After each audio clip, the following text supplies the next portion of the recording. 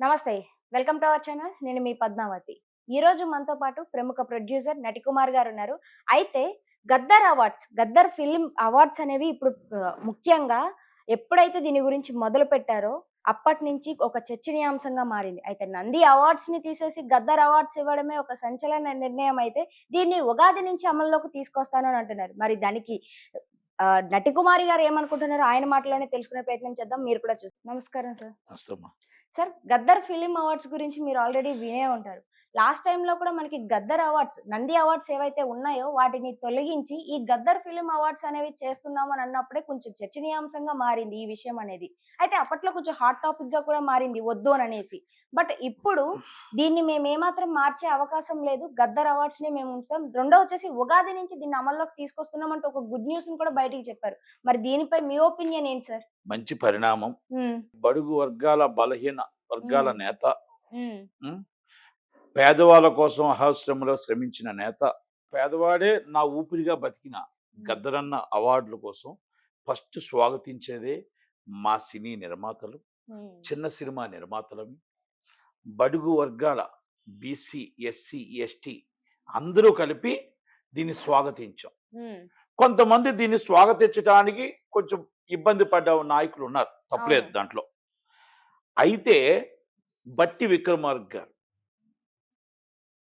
Deputy CM గారు కూడా బడుగు వర్గాల, బలహీన వర్గాల నేత. అవును. హ్మ్. అందరికీ ఆయన కూడా కావాల్సిన వ్యక్తి. హ్మ్. అయితే ఇక్కడ బాధాకర విషయం ఏంటంటే, కాంగ్రెస్ పార్టీ అంటే పేదల పార్టీ. కాంగ్రెస్ పార్టీ అంటే బడుగు వర్గాల పార్టీ. బడుగు అవును. బలహీన వర్గాల పార్టీ.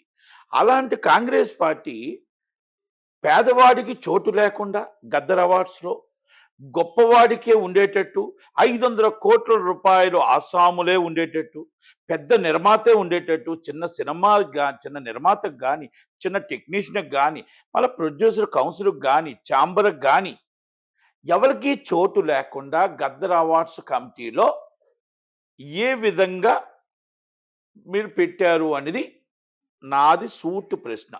ఇది రాహుల్ గాంధీ గారి ఆశయం ఏంటంటే, సోనియా గాంధీ గారి ఆశయం ఏంటంటే, పేదవాడు బతకాలి, పేదవాడు ఉండాలి, చిన్న సినిమా నిర్మాత ఉండాలి, టెక్నీషియన్ ఉండాలి, కార్మికుడు బతకాలి అనేదే గద్దర్ అన్న అవార్డు అనే పేరుతో పెట్టిన, ఈ పేరు మీద పెట్టిన అవార్డులో పేదవాడు ఏడి, చిన్న సినిమా నిర్మాత ఏడి, కార్మికుడు ఏడి అని నేను సూటిగా అడుగుతున్నా.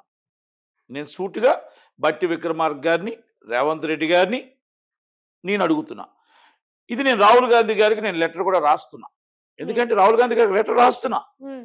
ప్రొడ్యూసర్ కౌన్సిల్ జాయింట్ సెక్రటరీగా, చిన్న సినిమాలకు పోరాడుతున్న చిన్న సినిమాల నిర్మాతగా, ఒక కార్మికుడుగా, ప్రతి ఒక్కదానికి కూడా మా చిన్న సినిమా బతకాలి అని మేము పోరాడుతూ ఉన్నప్పుడు, మీరు మమ్మల్ని పట్టించుకోకుండా, ప్రొడ్యూసర్ కౌన్సిల్ పిలకుండా, ఛాంబర్‌ని దీంట్లో దీంట్లో కన్సల్ట్ చేసుకోకుండా, కౌన్సిల్‌ని కన్సల్ట్ చేసుకోకుండా, మరి ఫెడరేషన్ తీసుకోకుండా, ఎవరిని తీసుకోకుండా ఈస్ ద కమిటీ ఏ విధంగా వేశారు అనేది మా సూటి ప్రశ్న. ఎందుకంటే మేము గత 20 సంవత్సరాల నుంచి అన్ని కమిటీల్లోనూ ఉన్నాం.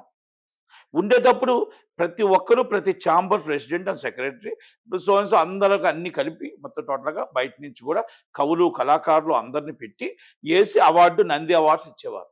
హ్మ్. మాకు తెలిసిన సమాచారం. మరి ఈ విధంగా కాకుండా మరి మీరు ఏ విధంగా మీరు 'దిల్ రాజు' గారు, రెడ్డి గారు, అవును. కోమటిరెడ్డి వెంకటరెడ్డి గారు, రెడ్డి గారు, అవును. మరి సినిమా వాళ్ళు ఏరి శంకర్ గారు, మరి శంకర్ గారు ఒకరున్నారు. ఇక ఎవరు గద్దర్ అన్న పేరు మీదే అవార్డు ఉంది తప్ప, బడుగు బలహీన వర్గాలంటే మా సినిమా ఫీల్డ్‌లో పేదవాడు ఎంత గొప్పవాడో, బడుగు బలహీన వర్గాల కార్మికుడు గొప్పవాడు, చిన్న సినిమా నిర్మాత గొప్పవాడు, చిన్న కార్మికుడు చాలామంది దీంట్లో చిన్న సినిమాలు తీసి 90% ఇండస్ట్రీని ఏలుతున్నారు, ఇండస్ట్రీని నడుపుతున్నారు, ఇండస్ట్రీ బాధని, కష్టాన్ని పంచుకుంటూ నష్ట లాభాల్లో ఎదుర్కొంటూ ఉన్నారు.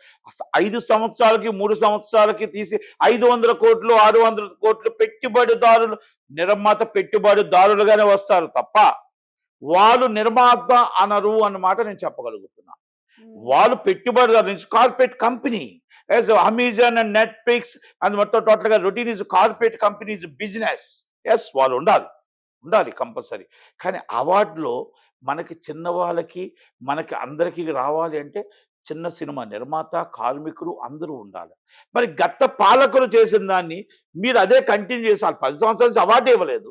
మీరు అవార్డు ఇచ్చిన మంచి పరిణామం. గద్దరన్న పేరు మీద అవార్డు అంటే సంతోష్ ఇచ్చిన వాళ్ళు పక్కన పెట్టేశారు. గద్దరన్న పేరు మీద టోటల్గా మీరు మీరు అవార్డు బట్టి విక్రమార్క గారు చైర్మన్ అంటే మేము సంతోష్ ఇచ్చాం. అలాంటప్పుడు ఎవరిని ఎందుకు పిలకుండా దీన్ని మొత్తం టోటల్గా దిల్ రాజు గారు ఎందుకు డ్రామా ప్లేయింగ్ ఇస్ డ్రామా ఆడుతున్నాడు ఎఫ్డిసి చైర్మన్. ఎస్, డ్రామా ఆడుతున్నాడు అని చెప్తున్నాను నేను. అంటే ప్లేయింగ్ ఇస్ డ్రామా అంటే ఇక్కడ గొప్పవాడే ఉండాలి, పేదవాడు ఉండకూడదు. ఎందుకంటే మన నిదర్శనం రేవంత్ రెడ్డి గారి దగ్గరకు అందరినీ తీసుకెళ్ళాడు.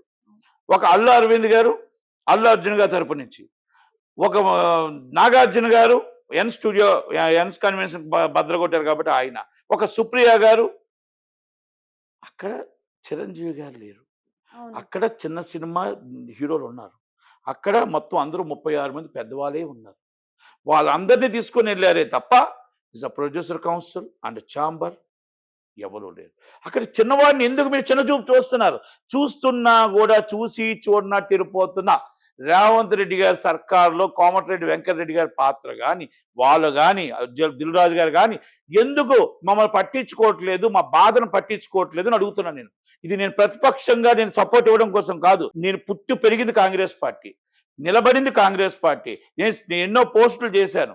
అలాంటిది కాంగ్రెస్ పార్టీ యాజ్ సినిమా ఇండస్ట్రీలో నేను 35 సంవత్సరాలుగా సినిమా ఇండస్ట్రీలో ఉన్న వ్యక్తిగా నేను అడిగే హక్కు నా కాంగ్రెస్ పార్టీలో ఉంది. కాబట్టి మీరు చిన్నవాళ్ళని ఎందుకు మీరు చిన్న చూపు చూస్తున్నారు? చిన్న నిర్మాతను మీరు ఎందుకు చిన్న చూపు చూస్తున్నారు? మీరు ఎందుకు వాళ్ళని తీసుకొని రమ్మంటే గత పాలకులు రాజశేఖర రెడ్డి గారు, మన కిరణ్ కుమార్ రెడ్డి గారు, రోసయ్య గారు, జనార్దన్ రెడ్డి గారు, చానారెడ్డి గారు, మొత్తం చెన్నారెడ్డి గారు అందరూ కూడా చిన్నవాళ్ళు బతకాలి, పెద్దవాళ్ళు బతకాలి, కాంగ్రెస్లో న్యాయం చేసిన మీరే మాకు అన్యాయం చేస్తే మేము ఎవరికి చెప్పుకోమంటారు రేవంత్ రెడ్డి గారు? ఎవరికి చెప్పుకోమంటారు కోమటిరెడ్డి వెంకటరెడ్డి గారు?